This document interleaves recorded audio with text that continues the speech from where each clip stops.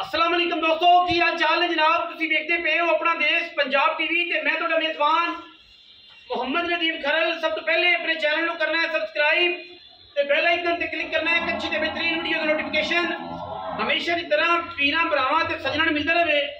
वीरां नूं जिवें कि पता है अज तो 4 तो 5 दिन पहले 3 दिन पहले जनाब एक लंगरिया ब्लड लाइन की बेहतरीन नस्ल की जनाब एक वीडियो लाई थी। काफ़ी दोस्तों ने कमेंट किए, काफ़ी दोस्तों की कल आई कि जनाब मझां बेचते हैं।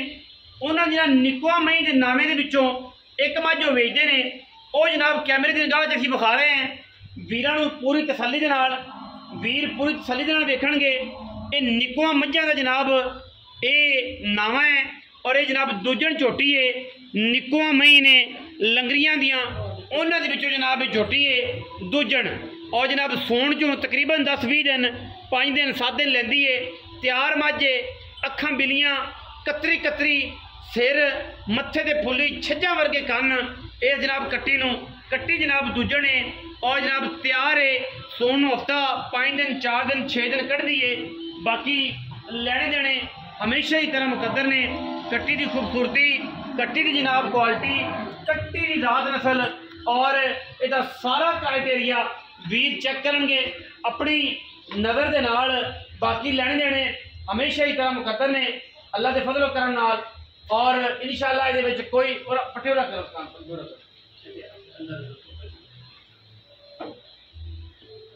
अल्लाह के फजलो करम नाल इहदे विच कोई किसी किस्म का भी ऐब नहीं।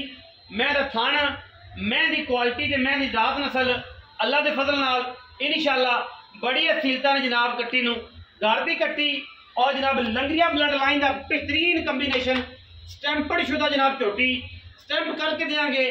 ये जनाब मजबूरी तो भेजते पे ने, तुहानूं पता है वापसी का मरला जारी है, वापसी जाना है। यह बटन लगे हुए ने वीर तसल्ली करन थले बह के जनाब झोटी दे अगू पर आ जा यार क्योंकि मैं ड्राई करा तेरी मेहरबानी तसल्ली करके वीर जड़े ने वो मझ नूं लैण और मझ जड़ी है इंशाअल्लाह पूरी तसल्ली नाल देनी है। किसी किस्म का कोई ऐब नहीं। सारा दिन दरिया दे विच जनाब चरण वाली, सारा दिन दरिया दे विच जनाब फिरन वाली। मैं जनाब मई रिंगदियां पे ने मई मगर भजदी है। अखां मिलियां हुसन दे जनाब पर कट निकले पे ने। मैं बड़ी खूबसूरत है और माशाल्लाह पूरी वलैती है। हवाना अगे भी पूरा सूँ पिछे भी पूरा सूँ।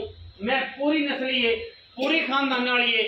और जरा छोटा बड़ा खड़ा जी जोटा की ना आजकल बाबर की ना की राजा 2 जी उनकी जनाब गब्बने तसल्ली करा के देनी है इंशाअल्लाह।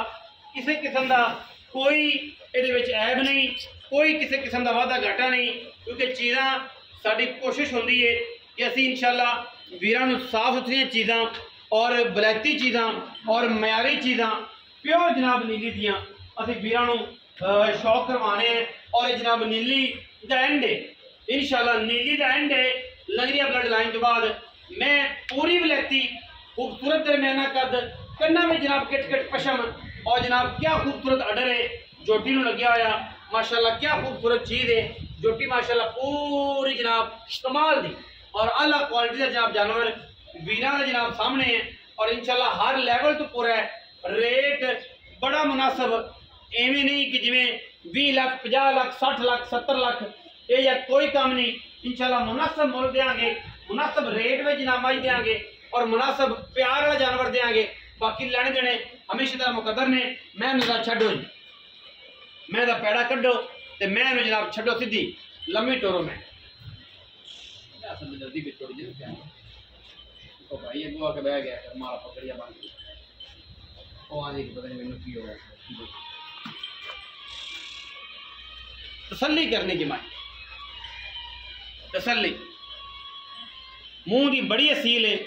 कैमरे थोड़ी मैं जी है वो घबराती है।